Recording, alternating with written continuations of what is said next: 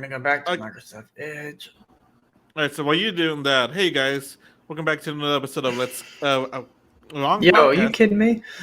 Hey, buddy, welcome back to another episode for the Long Podcast. While Blaine's just getting something set up, I'm Brandon, and of course that's Blaine. Huh? Oh, I just realized we have our little names down on the left-hand corners of our things. Did you add that? Is that something new?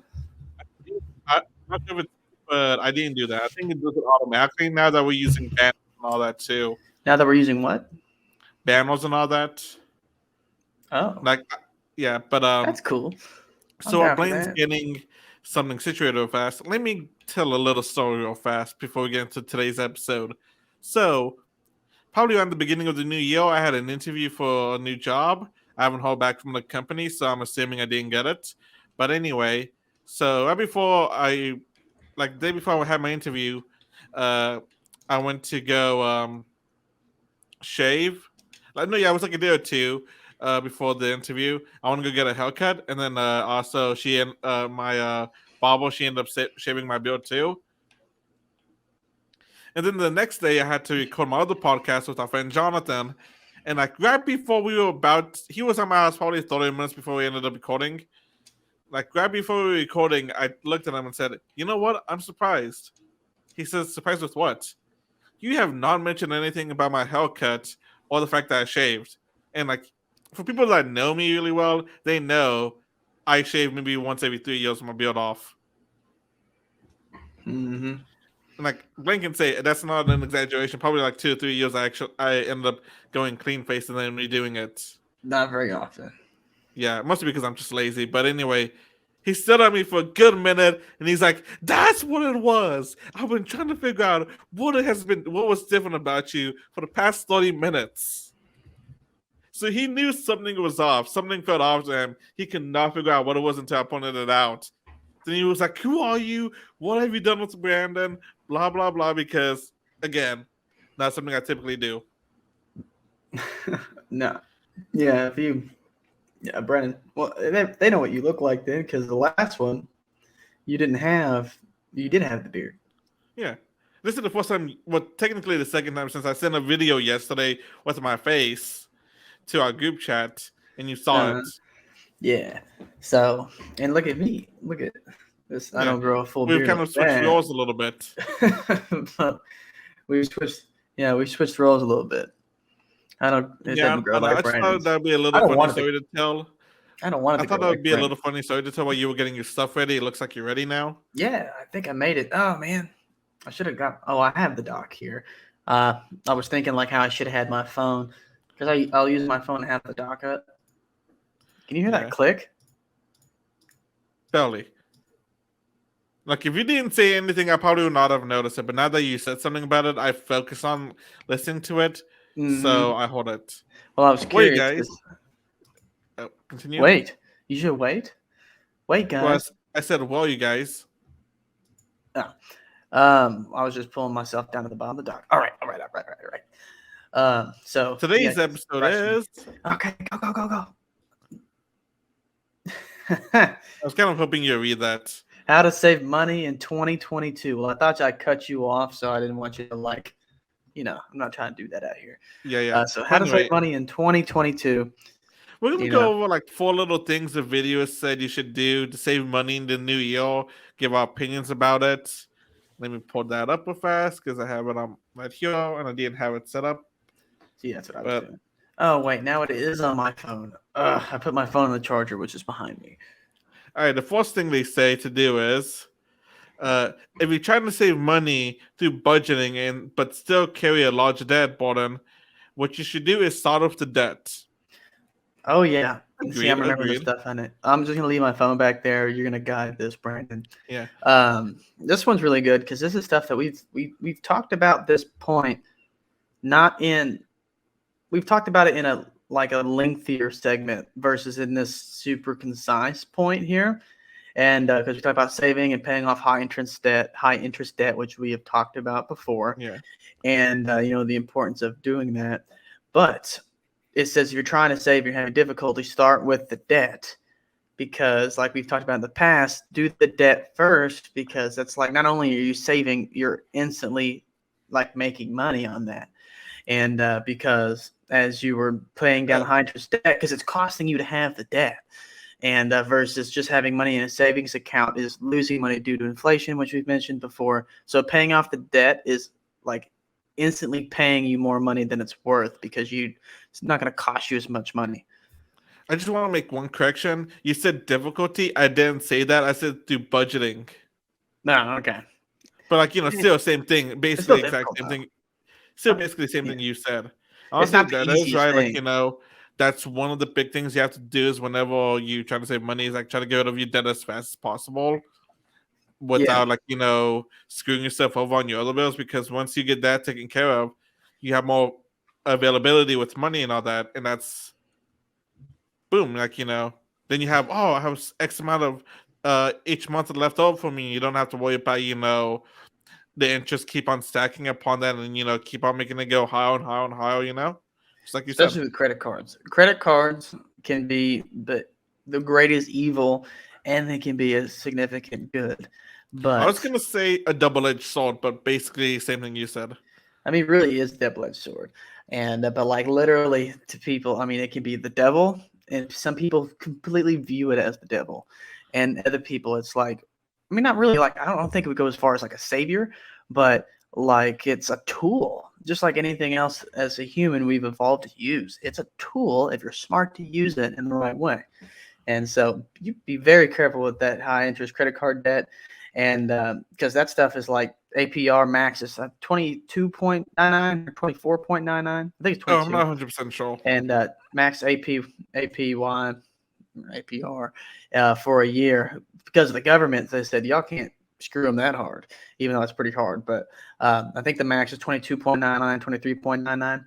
That is insanely high. You need to pay that off as quickly as you can. Leave a little bit of cash because you got to have yourself, in case something happens, you need to have the money for. But other than that, if you're like saving this money to be saving, it needs to be going towards that, because that is costing you so much money to pay that off. You need to put the money towards that as quickly as you can and pay that off. Yeah. All right. So the second one it says is one of the best ways to save money is by visualizing what you're saving for and make that goal. Mm-hmm. I especially agree with the visualization thing because, see, I don't like to use my cards that often. I rather use cash for stand cards because if I use my card, I always have the problem with like I'm not seeing the money leave me and going somewhere else. But if I use cash, I see the money leave, so I'm always like more hesitant to spend something and all that because I'm literally seeing my money go away from me while using my card. I don't exactly put two and two together, and realize like how much I'm spending sometimes because I'm not physically seeing it. Yeah, and see, like something for me, like I'm a natural saver. I will spend money, as I've mentioned before. I'll spend money. It happens. I'll do it. And but when it comes down to it, I'm just wired to be a saver because I work that hard for the money. I don't want to spend it that much. And because I work so hard for it, I don't want it to leave my hand as easy. And but don't get me wrong, I still spend money, and but I'm wired to be a saver, as in like even now I don't have a perfect savings plan. I made a spreadsheet of everything, all the expenses and average, and when I got here, what I started with and what we have, and then edited the numbers, and then with the amount of money I make, like the budget and the spreadsheet that we've talked about creating, I've done all that. I have that, and then how much money that should leave me in disposable income every month, and then and then what I'd like to save and things of that nature. But I don't follow a budget. But I've been saving money since I've gotten here, and I've been saving pretty well. And I will end up sharing some news here soon that will make it not sound like I've saved any money at all. But we're not going to do that. We're not going to share that today. But I've been doing good. I've been saving money since I've gotten here, and I had a good year in terms of now I think about it, 2021. If you don't use Mint, there's an extra bonus tip in the middle of these since you're listening to all this. Mint, we mentioned it before. I've mentioned it to track your finances. It'll track your savings account, your investments account, retirement accounts, like Robinhood. I think you Wait, can use add it or that to it. don't? I do use it. Oh, I thought you just said don't use Mint. No, I use Mint. Well, I'll have to listen to that, see how that sounds. I use Mint. I recommend it. I recommend Mint. That sounds kind of funny. It can track all those accounts with money in it, and it puts it all into one deal. You can see how much you're spending in a month, all of it combined, how much your net worth is rising. You can look at it in like a weekend increment, a month, a year, since inception of you starting Mint, all that good stuff. And so you can track your finances. You can get a graph. You can watch how your net worth is growing and see how you're doing. Obviously, if it's going down, that's not, you try not to do that. You got to live. You got to do what you got to do. But your goals to go up. But solid, absolutely recommend using Mint to track and keep an eye on your finances. At least you can be in the know. You don't have to be crazy about it. Just know. That's how I function, pretty much. So it also says like the thing says visualize what you're saving for. So like I guess like like maybe have a picture of what you're saving for, or something that maybe reminds you of it. Like that maybe makes you think, oh, I gotta save for this or whatever. Yeah, well, the power of visualization. I think I said that right. Yeah, I think so. Visualization. It It's sounds pretty strong. sounds close. The power of it, it's immense because I mean the mind is it's such a powerful tool, and it can use Then you or you can use it. then you see it, so you think of it more often too. In my opinion. Visualizing it makes things strong. It makes things more powerful. And visualizing yourself like the way that you'd like to be living, the goal that you're looking for, like this goal here. The more you visualize it, the more it becomes a reality to yourself, and the more that you become committed to doing it because you're creating the reality because you keep visualizing it. You're visualizing what it's going to be like when you get to that point, and it makes it where you feel it and you'll see yourself getting there, and it makes it a lot stronger. And which is funny enough, I was talking to my buddy Craig earlier this morning, and kind of we were talking about visualization, not on purpose, but now that I think about it and look back, and about how at some point in our lives we went from being, someone who like cared a lot about what everybody else had to say, and then we made a shift towards just like, I don't give a shit what you have to say. I I care about your opinion in not like too strong. Like I'd like to hear about it or whatever. I obviously would rather you have a good opinion about me, but you're not gonna do anything that's gonna change my life negatively because I'm not gonna let you. And that's kind of like the conversation we had, and that started with visualization of the like I don't care attitude, which sounds like I don't know selfish, but it kind of is. And but the I don't give a shit. I'm see. doing me. That's how I'm going to run. Your opinion is not going to affect my life negatively, or if I want it to or not. It's not going to affect me because I'm in control. And that's like visualization of the attitude and saying it to yourself because you can't just say it once and it works.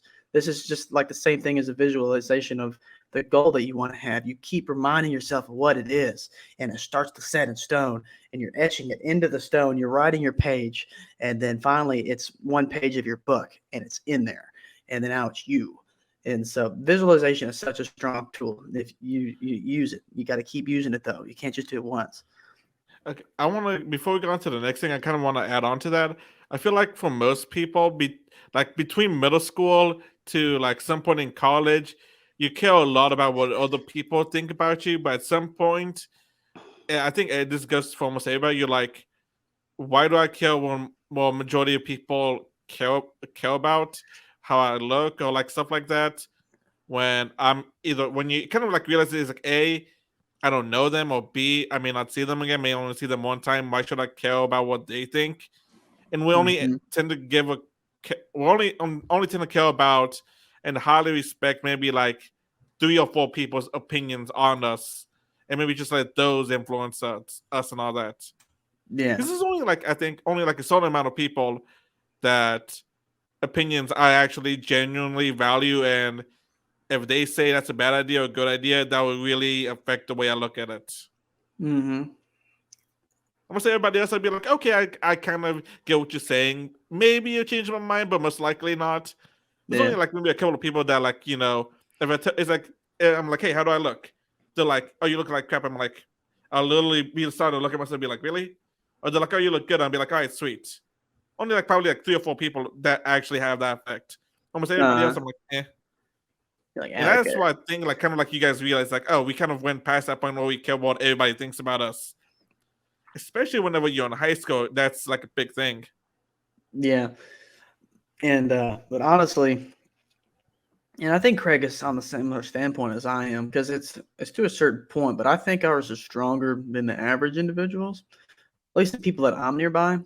That is just like the I don't give a shit um, mindset, I guess. Like I do care a little bit. This is the mindset here. I care, but I don't care enough that you can. If you change your mind or your opinion is not what I thought it would be, it's not going to affect me because I'm not going to let it. And I'm going to be good. I'm going to be positive. I'm going to enjoy myself. If it ultimately doesn't align with your viewpoints and stuff, I guess I wish it did, but I'm going to do me. Um, it's like but I still care about people. I care about Victoria, my girlfriend, and everything. I value her opinion. I support her. I want her to support me. But it's kind of a little bit. I care much more about her, how she feels, obviously. But then this is everybody else, like outside that circle, really.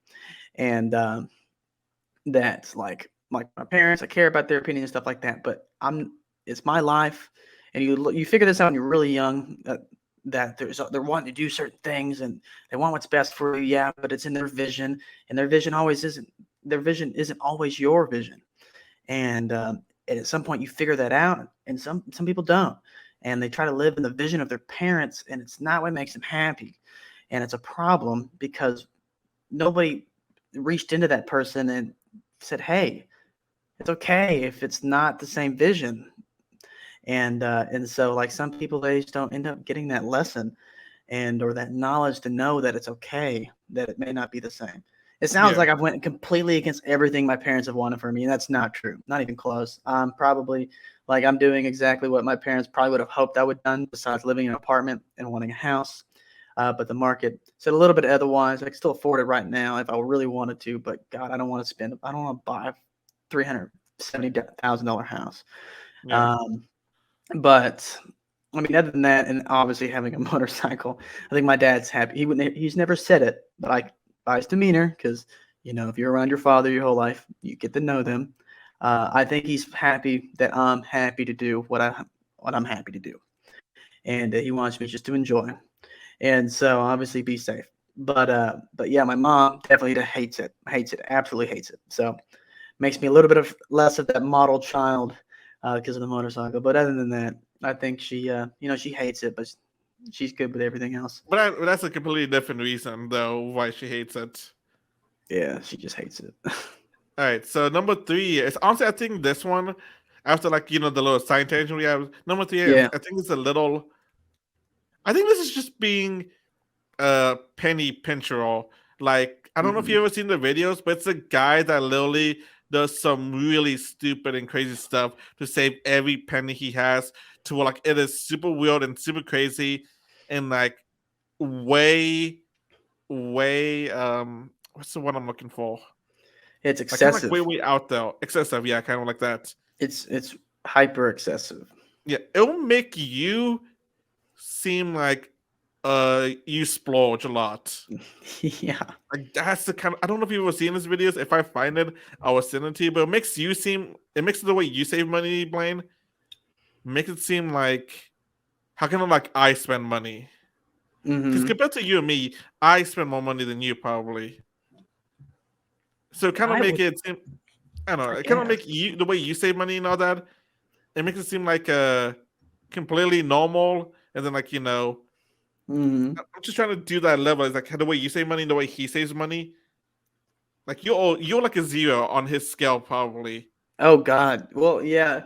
I haven't. I feel like I have an idea who this is. I'm not really sure, but because of how you're explaining it, I It's know exactly what's like going to the way, happen. like one of the things he said is the way he saves some money is by taking a shower and washing his clothes at the same time in the shower and all that. And Seems like difficult, but okay. It's like I that's thought I just figured you would just take a shower and then save the water in the bottom and then hand wash all the clothes in the water. no. But he also uses this, I think, either soap either his shampoo or maybe soap to wash the clothes and like clean himself while he's taking a shower and stuff like that. Like it is super weird. But Sounds it really is lowering the difficult. thermostat on your water heater by 10 degrees Fahrenheit can save you between 3 to 5% of your energy cost. Let me say something. I will say this. Um, I get the point how it seems excessive, but listen, here's the thing. 10 degrees is not super noticeable. I But mean, based on where it is on the range, it is if yours already your hot water is not that hot. But if you have the water temp that can come out already, like it can come out and pretty much burn you like super close to like, ow, it's that hot because you weren't expecting it. If you lowered it 10 degrees, oh yeah, because you never turn it that hot anyways, because the hot water heater constantly keeps hot water. yeah, So but here's the thing you though. just turning it down. It's only 3 to 5% that would save you on your energy cost. How much is that a year, really? I don't know. I mean, it depends on like the family and the water usage. I mean, on your energy cost. Yeah, because you spend the energy, not the water. It's the energy to heat the water. Um, I don't feel like that would be that much. Is like to do that small thing. yeah, because here, like what we spend, like on electricity, I think it's just electricity. It's not the water. Like $5 a week, four to Yeah. five. So Because I like get a would tracker. It emails me every week, like, what's your usage like? And it's $4 to $5 a week. Because we work and I work more than she works. And so I'm not here to spend the electricity. Then she's here hanging out for a little bit. We don't even use the AC. Since we've been here, we haven't even barely used the AC. We still do it at night if it's not okay, so let's close. say But you spend $20 a month on energy. we're How much is we're an outlier, I think, in terms of exceptionally low power usage, honestly. But do you know how much your household uses? honestly with everything? Just the electricity, not the water. Electricity, $20 to $30 a month, I think. Because it's like 5, 10. If there's 4 weeks, it's $20. And then there's the other fees that are added on, which are like literally half the cost of our total monthly electricity, which kind of sucks. But so it's about the same. You're only a single household. You got a lot more things plugged in, I would assume, because the house is bigger. Yeah. We're both in the same thing. So $20 a month, and that doesn't count the extra fees because that's not a percentage of electricity use. And that's like And then that's literally $140. So that's but that's yeah, like it's like only 3 to 5% you're saving on each bill. I'm like, I don't think just doing that is worth it because like you probably would saving maybe 10, 20 pennies a month. yeah. Because like I mean, if your water is scalding hot, you're not going to notice because if yeah. it's scalding hot, you never turn it that hot. And so, I mean, if that's the case now, but here's the thing: if you have a big family, that savings is a lot different because if you have, you got a mom, you got a dad, or a two-parent household. How about that? And then you've got, let's say, 3 kids. That's 5 individuals that live in a household. But they're all using the water. Let's assume they're taking all shower a day type of thing. So it's just you. That's $20. Just me and Victoria. Well, still around $20. Imagine that's like $80 because there's kids and stuff. $80 to like time. That's $960 a year. Now 3 to 5% is a little more attractive, and because that's 30 to $50 a year, right? Off 1,000. I mean, but 30 to $50 a year, like you save out for years, that really worth it? I mean, I guess maybe you can make an argument, but that's like I don't know, like short run. If it saves you like 50%, I would say do it. But like 3 to 5%, I think that's just like so low. I don't think it's worth it. Well, Or like here's worth what the I would hassle. say when I evaluate if something is quote unquote worth it to an extent. I assume like what the value of my time and how much of my time it takes to do. To turn down your hot water heater 10 degrees, it'll take literally like a few minutes. There's a knob on there, and turning it down, and then you never have to adjust it again. That means like the time you spend, it's for the savings is forever geared after that few minutes that you used, and so I think the time is worth it. But the thing is, if your water heater is already turned down, like to where your water doesn't get very hot at all, it's not very attractive because you don't want your hot water to not be hot. Yeah. But if you're on the side of the scale where the hot water is really hot, it's so hot you don't turn it all the way up because it burns, well, then you can give the 10 degrees because you don't use that extra degrees because it's so hot anyways. I think it's a smart decision then, but if it's barely hot enough for you as is, you're not going to like that 10-degree difference. Yeah. All right, so this last one I 100% agree with. Number 4 is if you're buying lunch at work, buying your lunch at work costs $7, but bringing lunch from home costs only $2, then over the course of a year you can create an emergency fund of $1,250. I 100% agree with this, especially because like buying your lunch or door dashing, that can add up. Like let's just say you somehow DoorDash everything for $7, and you do that 5 times a day. Oh no, not 5 times a day. 5 times a week. Monday through Friday, 5 times at your job. That is about $35 a month. 35 times 4. That's going to be 140. Yeah, 140. I was like thinking for things like, wait, is that right? That's 4 weeks, $140 a month. Yeah. Like instead of like maybe spending $2 a day, then instead of like maybe spending $20 to go make the stuff and then just making your lunch every single day, and like all of that ends up costing you $2. Yeah, 5 times 2 is 10. 10 times 4 is 40. 40 versus 70, right? Yeah, and that's in a month. That's $30. That means in a year, that's the difference. Well, hold on a minute, because you said bring your lunch. We said $30. That's only $30 in a year difference. So if you save $30, 10 months, it's only $300, right? And then because then 12 months is. I said it only costs you $2 to make your lunch and bring it to work. Yeah. So that's like $2. That's $10 a month. I mean $10 a week. That's what I'm saying, which is 40. We didn't try to math check this beforehand, but now I'm saying, how did he get to 1,250? You know what I mean? He said in a year, an emergency fund, right? And because we just came to the math, unless we messed something up. Well, those 52 weeks in a year. Yeah. Well, still $330 is a lot different than, you know what I mean? Like, because like the math. I don't know if you want to break into this or you want to break out of it. Because you're doing 7 times 5, which is $35 a week. Then times that by 52. Or is it 52 or 42? What? No, there's 52 weeks in a year, not 352. You're getting towards days. 365 times. Now I couldn't help but this math. I was like, how did it maybe the subtracting how much it costs for you to make your lunch every single day, and that's how they end up getting the number. Well, we said, what the hell? But anyway, I guess we should just go by this. I don't know how the math adds up, but I'm just like. But anyway, saying, you're gonna save. This is a great way to save money. Not to forget, to mention here. You got to mention that you're going to be significantly healthier, most likely, unless you just pack a really unhealthy lunch. That instead of, because you're going to eat fast food a lot. It's so easy. It's convenient. That's why you get it. You're going to be so much healthier and save money because you're bringing your own lunch. I mean, we all know it's a no-brainer, but we don't bother to do it. If we would just do it, you're going to help yourself in more ways. Help yourself in more ways than one. Yeah, exactly.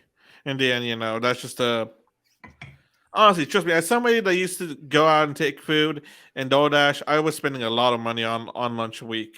Mm-hmm. And I was like, I gotta cut this back. I just gotta probably make my lunch, which is probably spend $20 a week to make for a whole 5 days, plus some extra whenever I got home.